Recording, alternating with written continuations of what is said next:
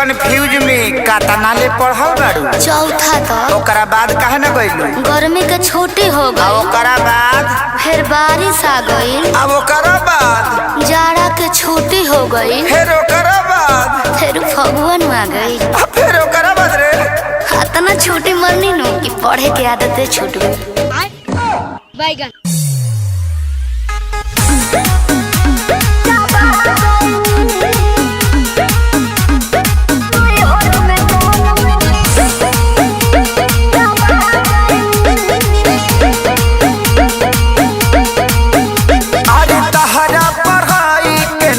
कोनो जोड़ हो बोले लू तो इंग्लिश के तूर दे लू गोड़ हो। मैं तो बताई मैं नहीं हूँ वाईफाई। अरे तहरा पढ़ाई के नइखे कोनो जोड़ हो बोले लू तो इंग्लिश के तूर दे लू गोड़ हो। का चाहतनी जी ऐसन भाषा से हम पगला गईनी। सुनी बेचे कापे किताब भोजा खा गईनी। राजा नहीं हर में राजा नहीं हर में गोलम चापा गईनी। राजा नहीं हर में गोलम चापा गईनी। अच्छा एगो बात बताओ, तहरा संडे मंडे याद बा? हाँ जी। तो सुनाओ तो। Sunday good, Monday very good, कंडे लवंडे ठंडे ठंडे। संतोष पागल बुझले बाड़ू, मारम बहु फेंक देबू।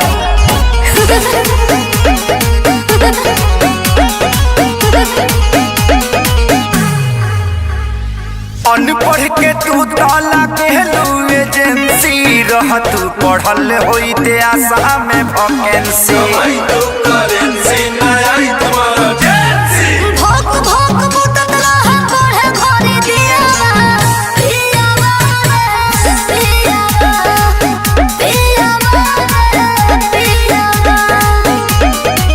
तो गलती भइल तो से शादी करके कहा कोइनी ई का कोइनी। बेचे कापे किताब भोजा खा गईनी। राजा नहीं हर में राजा नहीं हर में गोलम चापा गईनी। राजा नहीं हर में गोलम चापा गईनी। बाप रे बाप, लागत है कि अब हम डिप्रेशन में चल जाए। ठीक बा आय? अकेले जाई? हाँ। जाते न तो जाके देखी। हाँ। अब बढ़िया जगह होई नु हाँ। हम आ जाए। और जे हनीमून मनावल जी डिप्रेशन में घूम घाम के आ चल जाई का। अब ते सफा संतोषवा बना देबे। का भाई कुछ गलती हो गल का? ना ना ना, तू आ गलती।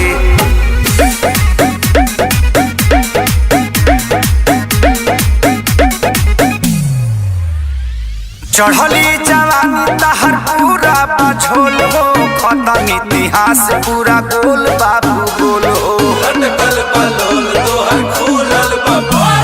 चढ़ल बाड़ा जौना पे डूबावा तारा नैया। सोइया हो सोइया हरे हरे कोइया।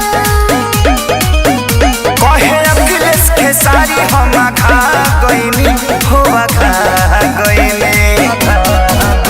बेचे कापे किताब भोजा खा गईनी। राजा नहीं हर में राजा नहीं हर में गोलम चापा गईनी। राजा नहीं हर में गोलम चापा गईनी। लास्ट में तरह से को सवाल पूछे ना जी। ई बताओ कि लिंग क तरह के होला? 3 तरह के। कौन कौन? स्त्रीलिंग यस, पुल्लिंग बिल्कुल यस। अडरलिंग। हाँ, अब बुझा गल दुर्गेश नाई बना देवे ते हमके। पूछी